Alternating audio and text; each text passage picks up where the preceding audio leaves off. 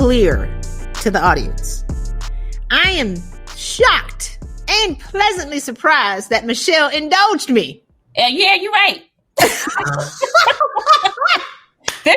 This is not typical for me to be willing to open myself up in this way.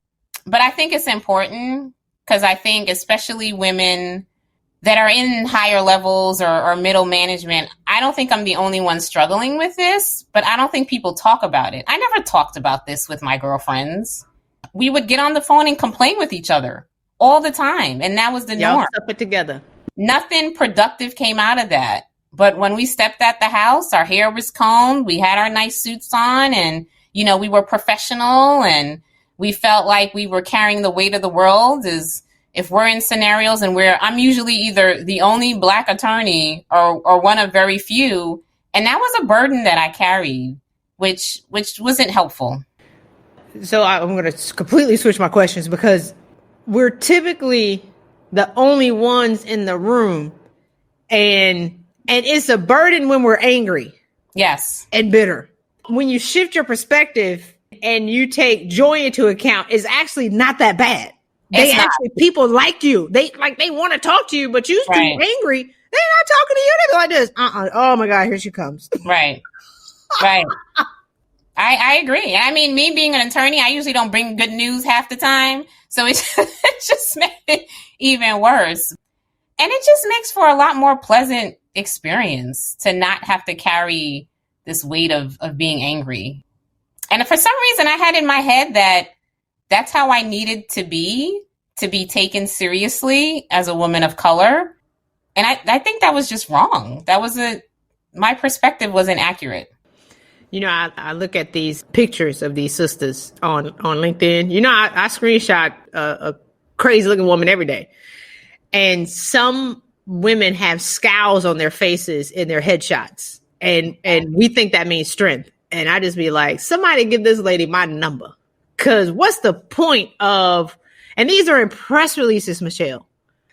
You got a scowl in a press release in this huge promotion, but you're miserable. What is the point? Yeah. And I was that person though. So Me too.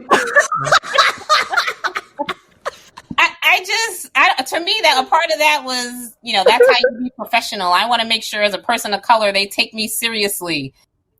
And it's just like, I would look at, my colleagues and some of them looked like they were actually having fun. And I didn't give myself permission to experience that type of joy. And that was my fault for somehow thinking if I showed up as myself and I was authentic, that wouldn't be enough.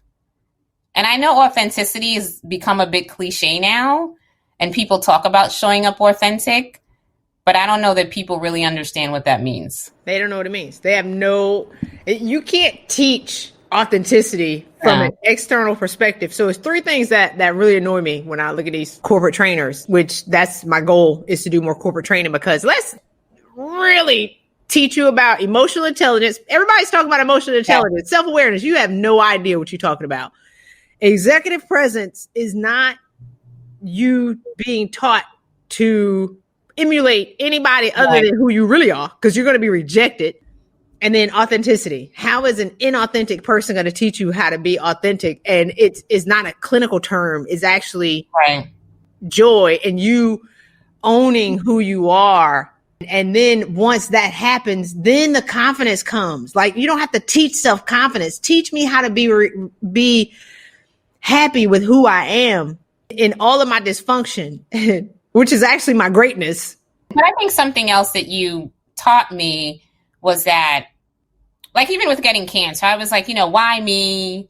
Why did it have to happen? I was pretty young. I was 35. There was no history in my family. It was after the birth of my second child. It was tough. Within 3 months, I gave birth, was diagnosed with cancer, and lost my dad. Wow. And so that was a lot, right? And it's just, I was so focused on the why me that I didn't think about how that experience made me stronger, and it helped propel me in a way. And it created a bit of a barrier to me in terms of my emotions. Yep. And it put up a wall, right? But I needed that. because I was in survivor mode and that's what got me through. But after a couple of years, what I've learned from you is I needed to shed that wall. It served me well long ago, but it wasn't serving me anymore. And it was actually causing me more pain. And I think that's what sometimes it's hard to realize, when to let go of baggage that's not serving you anymore. We still recording. I'm like, am I gonna cut half of this to make this I am, let's be clear.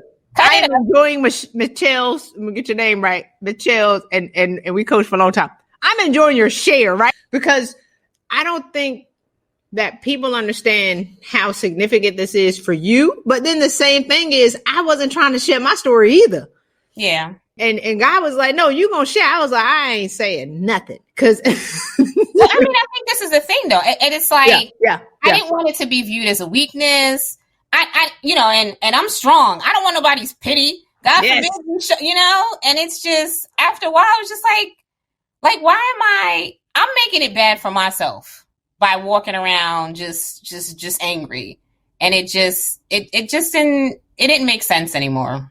And it just took me, the individuals that you exposed me to in terms of the readings, the videos, listening to like a Abraham Hicks saying some concepts over and over again, to the point where I'm like, oh, you know what? This is kind of making sense. Like I'm, these self-limiting beliefs and understanding that I kind of steer the car to my destiny, like those type of concepts. Like after a while, I started to think, okay, I can see how this makes sense. And that how I need to kind of take control of how I'm showing up. When I think about sharing from the senior level, because you're not a scrub, I was not a scrub. We think we're by ourselves in our challenges. And that's what I learned after I, burned out. I got my stuff together and I started talking to other seniors. I'm like, wait, I wasn't by myself in these problems. I thought that I was struggling alone. And there is actually commonality. The masterclass is a group. So a lady was like, and I like one-on-one, but I really love the group, because you don't understand the magic of being around other power women who are also on a journey to become better, and the support of women who are like you. So you're able to talk and not be judged. And I think that's what I love about what we create. And the magic that we have is that, oh, you used to be angry too? I used to be angry. I used to be mad as I don't know what. I appreciate you sharing. And then through all of this, when did we start working together? Was it like July, May, June? I don't know. It was sometime during the summer. But within 4 months, you ended up getting a promotion. Yeah. Yeah, that was nice. And what's crazy is that, I only feel like it's just the beginning. I'm definitely a work in progress, but now I feel like I kind of know what I need to work on. Yeah, the change definitely happened quickly. I think I was ready for it. I just needed somebody to kind of push me along and to give me the tools that I needed. And I think the group coaching was helpful too, to your point, to hear other women. Because when I would, as I mentioned, talk to my other friends that are successful too, we didn't allow ourselves to be vulnerable with each other. And these are friends. Like these are people that were in my wedding. But we were just comfortable with each other. But we didn't go deeper than that. Yeah, we didn't go deeper than that. And a lot of it was, it's facade. Yeah. So to kind of be in a group, to see other successful women, but women that don't necessarily know me personally, I think allowed me to be vulnerable as well. So let's talk about this promotion. Because for me, and I always say, we're not going after the money, but we're going to get that money. Let's be clear, right? Like, for me, it's about healing first and being happy, and then the money comes. So did you beat on the door? Did you kick the door open, or did the door open and they invited you in? I think it was one of those scenarios. It was easier than I thought. I asked. I didn't sit and wait for the promotion cycle to go by and me look at and not see my name on the list. Woo! Yes. And I think, so to me, that was the difference, right? I went and I said, I think I should be promoted. Like I have the qualifications. What do I need to do to facilitate the process of making sure I get promoted in this cycle? And I had never done that before. I would just be the person, you know, the promotions are, you know, you get a list of who's promoted. My name's not on there and I'm pissed off. And I'm walking around saying I'm qualified. It's kind of late to talk about you qualified. And it's after the fact, right? So I think that made a difference, right? Just saying that that's what I wanted. Period. 95% of the women, everybody talks about the gender wage gap, and I'm like, look, we get 30-40% raises in 2 months because the women ask. Yes. You can't be mad. We're waiting for somebody to give it to us. But when you ask, they'll be like, okay. And it wasn't, and I guess I was gearing up for the no, or you're not ready yet. And none of that happened. So funny. Which was kind of surprising. Okay. So now I'm just like, okay, I'm ready for what's next now. Like, I kind of like how this happened. Mm-hmm. But I wasn't in the space. And that's where, for example, I was holding myself back because I never asked. I mean, this could have potentially happened years ago, you know, at other employers, but I never asked. I never had the conversation. And I never had the conversation in a way that wasn't threatening, too. Oh, yes. It's not, I mean, it's not walking in saying, listen, I'm better than you, promote me or I'm leaving. Like, that doesn't really work. I mean, that doesn't create an environment where you would want to stay long term. You know, when I talk to women, they always talk about, I hate the people in my job. I'm going to leave my job and I'm going to go somewhere else. I said, but when you know who goes with you when you go, you. It's like, if this is happening 3 jobs, at what point are you going to say, maybe it's me? And that was me. This was the 3rd job. And I would, you know, come home upset, talk to my husband, and he's looking at me like, oh, here we go again. And I'm like, why are you looking at me? Same story. Because it's the same story. But I was like, you know, it's them. Then I was like, it's not them. It's just corporate America. You know? So I was like, I'm just not made for corporate America. That's what it was. But now I'm realizing, no, in part, it was definitely how I was showing up. I'll say this and then we'll close. But I just remember when you thought it was the job that made you miserable. And I was like, you know, I think that if you actually became happy, it's not your job. And you were like, what? Like, it was like, I remember it was so many incremental breakthroughs with you. I had no clue. I was clueless. I thought you were going to tell me, all right, let's figure out how to get you out of the job. And you're like, no, let's try to be happy where you are. Like, all right. You know, I don't know. I was like, I'm not sure how this is going to work out. But yeah, it was definitely me. And not that I'm where I am now, who knows what's to come, but I think there's definitely a lot. I think my future is definitely bright. And the different perspective I have, I think will serve me better. And it doesn't have to be that hard, and it doesn't always have to be painful. And I think that's what I needed to accept too. It's living a life of joy as opposed to feeling like I needed to live a life of pain. Oh, that was good. Put that on a quote card. Now you carry new habits into the new role, so the new role isn't crushing you. You know, I'm actually working less now, and I'm working smarter, and I am following what brings me joy. Now I actually have someone that reports into me, and I was able to help her get promoted as well. And I'm delegating more, and I'm more aware, and because I have clarity, I see how I need to position myself to go even further. And I'm making room for that. I was on a hamster wheel constantly with no time to think, no clarity, and wondering why I wasn't going anywhere. But this is the thing. Nobody should be mad that you got a promotion and you're not working harder. Like that's what Americans think. Right. You know, I got to grind more and I got to work more. But now you're like, no, I'm working smarter. Yeah. I'm delegating. Right. I'm not dragging the baggage from my past. So that frees up 80% of your bandwidth. I'm making joy a priority. I actually want to spend time with my kids and my husband. Yes. Because they like me now. So I can't stay here all day. And Me chasing never worked. I'm building the right relationships. I'm confident in myself, and I can have pleasant conversations with people. That's really what it's about. Yeah, it's really changing the story that I tell myself in my head.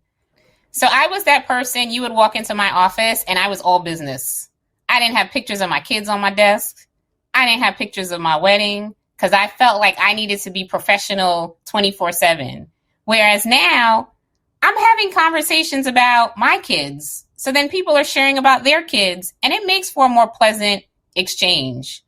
And that's part of when I say I'm working less, like that doesn't feel as work as much.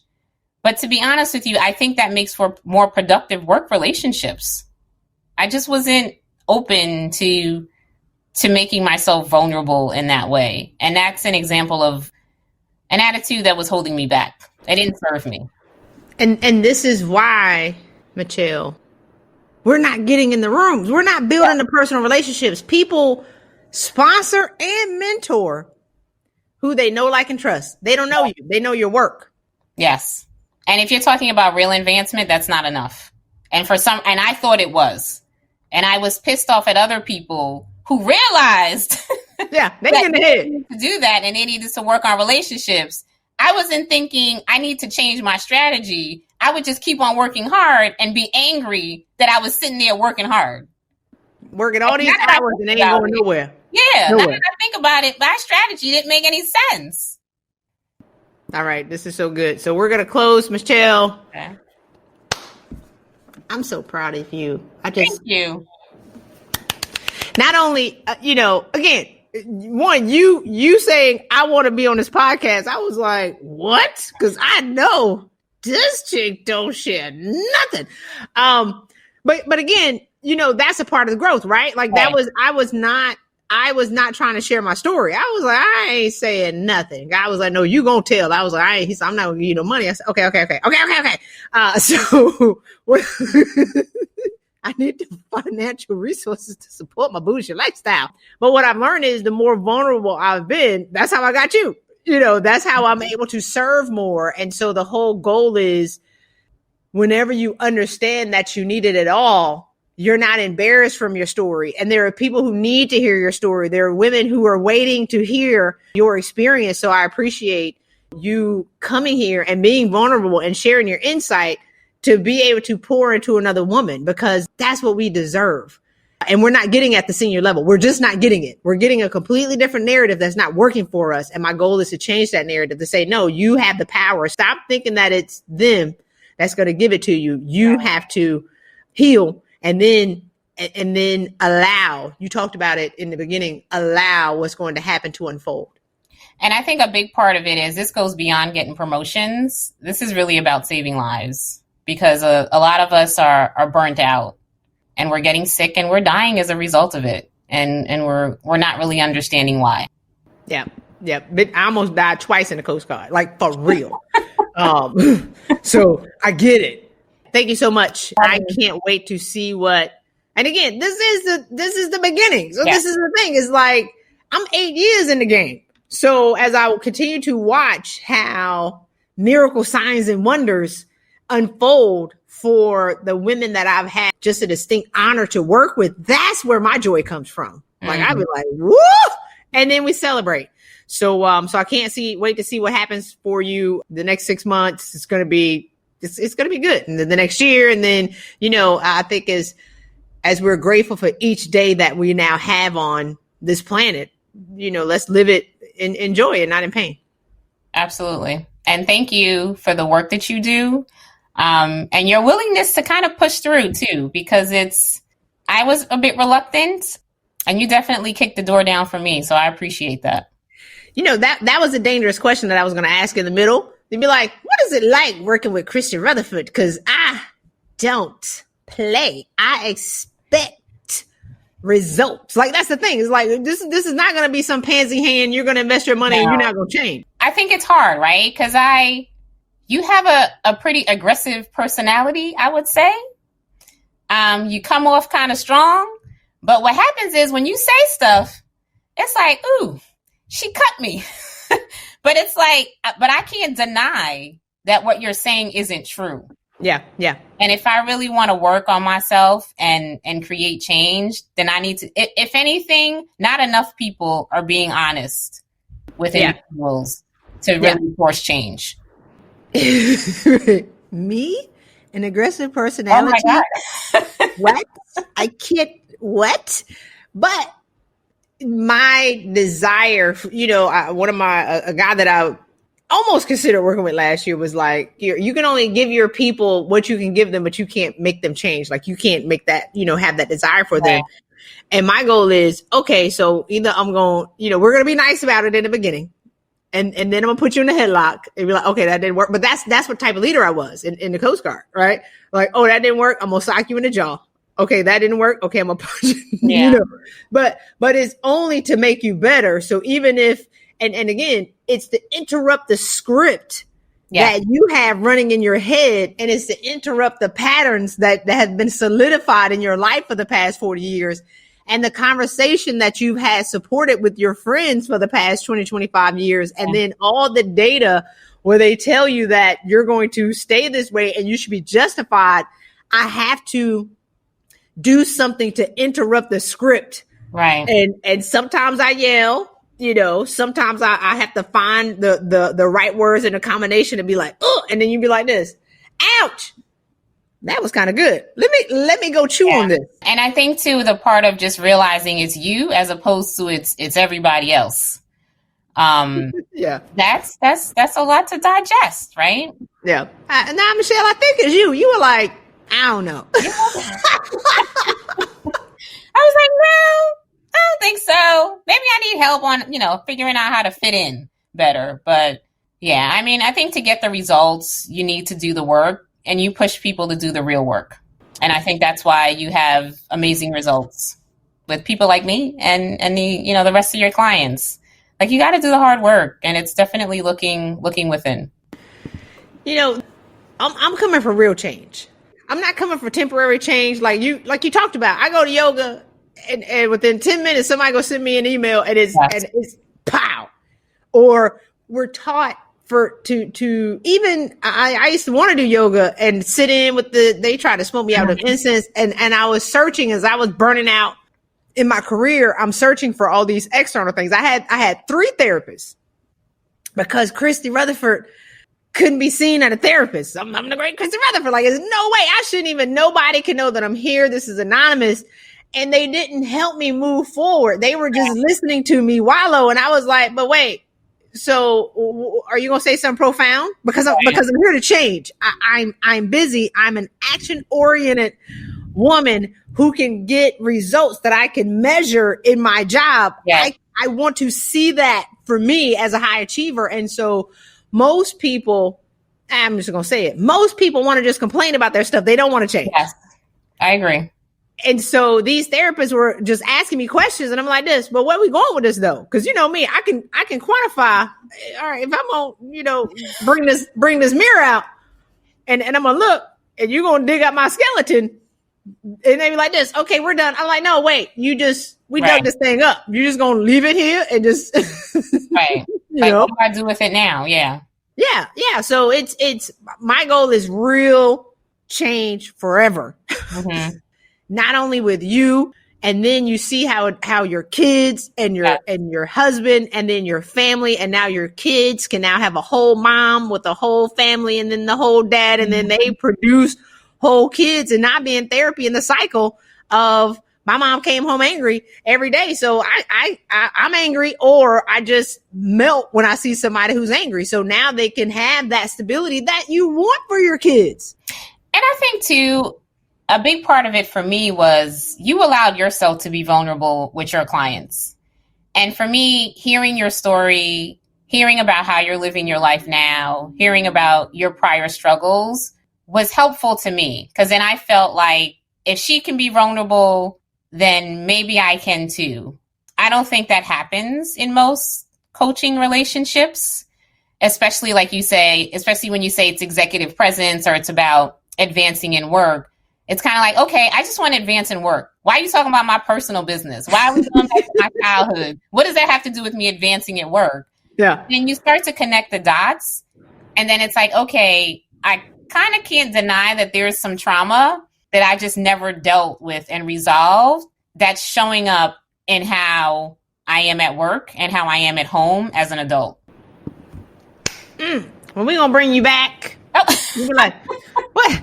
I got to create something, Mitchelle. I'll be like, I need to get some more information from her. You'll be like, what am I going to create? It's going to be something. You'll be like, we're going to do a live show or something. We're going to put you on But the thing is, honestly, Christy, like, you just don't understand. Like, this is going to be, I'm 9 years from survival. For these years, I was reading self-help books. I was all about Brené Brown. Like, I didn't just practice yoga. I did a yoga teacher training. Like, I thought I was healed. And it's like, well, why is this? Why am I angry all the time if I'm supposedly healed? Like, therapy, 2 coaches. Like, I was always committed to change, and I was actually doing the work. I just wasn't doing the right work, and I wasn't working with the right person. Hallelujah. And maybe I wasn't ready. Maybe I still needed to have my experiences kind of before meeting you to really have that aha moment. But that's why I was willing to do this too. Like, I wasn't one of those people that was totally in denial. I was putting in work, but I was still angry. Yeah, I tell people sometimes the work that they do lead them to me because if you can't do this work, you definitely won't be able to do the work that we do. And it's not that hard, but it is because you have to dig within you, and it's all mental. So you're like, is it hard? It's not if you don't want it to be. That's what I was saying, because you were gripped in. It's like, when are you going to let this go? And when are you going to forgive? It's like, I've forgiven already. No, you haven't. No. Yeah, I thought I was good. I really did. I was like, I've done the work. I'm good. But okay, I'll do the exercise. Then it's like, all right, day 1 of forgiveness. All right, I'm good. Day 2. Why am I crying? I don't know. Pushing through. And it's just, it's crazy to be a part of the experience. Like, when you're looking at yourself going through it, and it's just like, wow, it's amazing to kind of see yourself transform and to go through the work. It's hard though. It's hard. And I think it definitely, you have a framework that creates long-term change, but it's constant work. I gotta keep reminding myself. And I think the way you structure the program is helpful too. So now I have my books and my recordings to know if I feel like I'm slipping or I'm not feeling that way, I still get up and say my affirmations. I am healthy. I am wealthy. And I say it with my 9-year-old daughter, and I see it helping her, and she's excited to do it. So that makes me want to stay in my joy as often as possible for her as well. This is so good. I mean, it's hard, but it's worth it. Yeah. And you only have to do the hard stuff once. And I had an earlier interview with Thule where I had her forgive. She had an opportunity to forgive, and it was the mountain that was like right in front of her. So either you can go through it slow or you can forgive this one person fast. She was like looking at me like she would just set me on fire. Like, there's no way I'm doing this work. And I was like, oh, you gonna do it. She didn't want to, but she didn't come back the next week because she didn't do it. But she came back 2 weeks later looking 20 years younger. We were like, wait a minute. Like, she came glowing like Bruce Leroy in The Last Dragon. And if you're over 40, you should know that movie. Like, and we call her Thule Buttons because she looks younger and younger and younger. You can't go back because now you're aware. That's what self-awareness is. Like, how can you can fall back? Does that make sense? Yeah. But you won't go all the way back to the bottom. So if you think the way a mountain goes, it does this. So if you fall down, you'll never go here again. And it's funny that you say that, because every once in a while I'll start working too much and I'll feel it. I'll be like, oh, I don't feel right. Something don't feel right. Then it's like, oh, I guess I haven't been meditating or walking outside. And then when I do it, it reminds me, this is how I want to feel. So I need to dedicate more time to the stuff again that makes me, feel this way, as opposed to me grinding all the time. There is no joy in grinding. I love it though.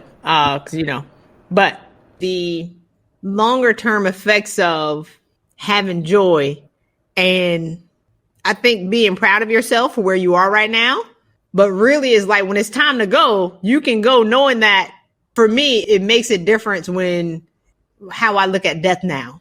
It's inevitable. And if I go, well, I'm going smiling. It's, because you're living more in the moment now where it's, I'm going to do my best today in this job with my family. I'm going to show up. I'm going to be happy. So if it comes, you be like this, it is what it is. It's funny that you say that because I still have regular scans and I had my set of scans, I think like 2 weeks ago. And I tend to get nervous. I tend to get anxious when that comes up.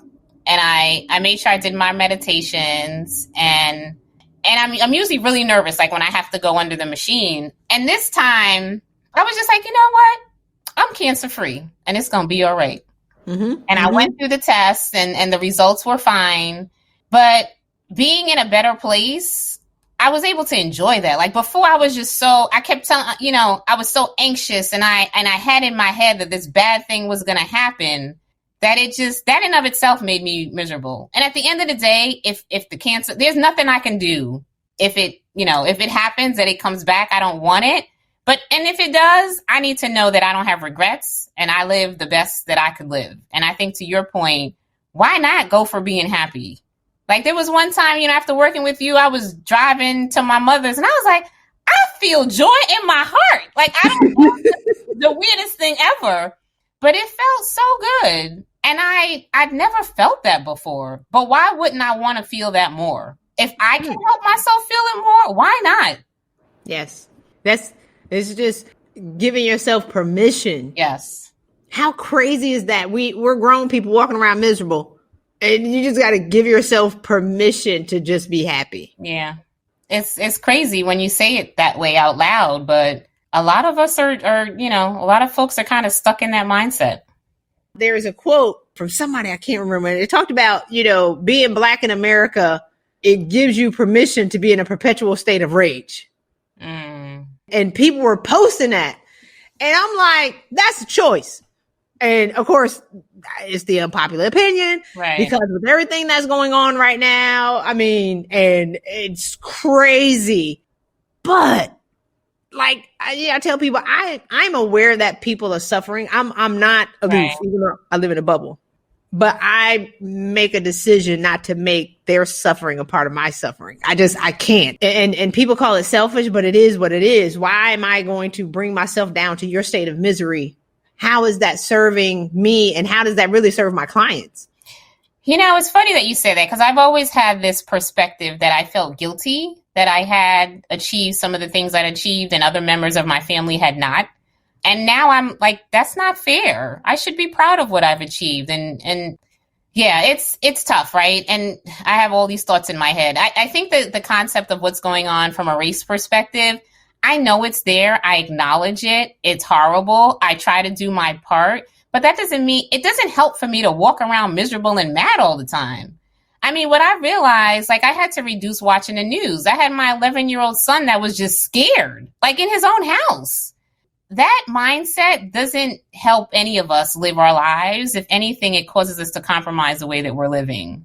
But I can still acknowledge there's racism. I just don't need to feel angry all the time. It is whether I'm angry or not. Like me being angry doesn't make racism go away. So can I enjoy life a little bit?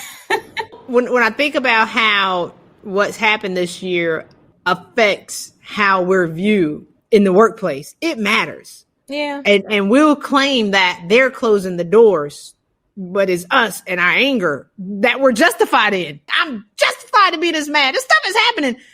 They're not opening the door for me. And you're beating on the door talking about why we're not in the C-suite. And I'm like, if you just heal and just be happy, they will open the door for you. They want us in the room. Nobody wants to be around a prune face. They don't want it.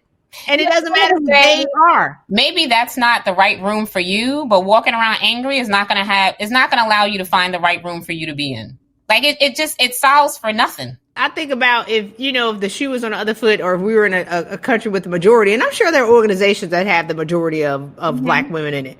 We're not going to let a white woman in the room coming in there mad and angry. Like, because we have commonality as 8 to 10 Black women in the room. And if somebody else of another ethnicity wants to come in here, she has to provide harmony in our joy. You can't come in here with discord. Even if you justified it, and we'll be like this. Nope. You're not coming up in here messing up this joy. Right. And a part of us, we feel like we have to have that attitude, right? Like once we've kind of made it in the room, we want to make our mark and we have to show our strength. And I really think we need to redefine what it means to be strong, especially for women of color. I think if we can do that, then that's huge, because that anger feeds into that definition and it doesn't help us. It harms us. That sounds like your mission. See how I got excited? I started bouncing. Here we Sounds like a part of your destinies. That sounds like a book to me. Redefining anger. That's funny. All right, I ain't playing though. Nobody's ever published a book. But just like people want to say Black women are always angry, they also often want to say that we're strong. But they use that word for the wrong reasons, oftentimes. When is that book coming out? I can't wait. I want the audio version. I mean, you don't disagree, right? I mean, that's part of. No, I don't disagree. I'm just waiting for you to flesh out the details of the book. You know how I do. If this looks like a session right now. You be like, oh, that sounds real good. Let me Google to see if that's been. When are you going to produce that work? That sounds like a group coaching class that Mitchelle is going to put on and put a price tag on it and be a part of her destiny to help more women heal, redefining strength. Yeah, we'll see. Like I said, the future is bright. We'll see what comes from that. I'm open to it, right? Definitely. I just think about when I was in my career. I'm like, how y'all let me walk around and act like that? Why didn't somebody save me? And a part of, my decision to leave, I left for 100 reasons, but I saw the women who retired before me, and no disrespect. That was not the joy that, because we think that, and we see women who are above us, you'd be like, oh, well, when I finally get this, I'm gonna be happy. You'd be like this. Wait, nobody's happy. Right. Yeah. if all the women who retired sisters, because that's the difference, you'd be like this. So I'm going to fight you because I got to fight. I'm going to fight for that reality that I can see.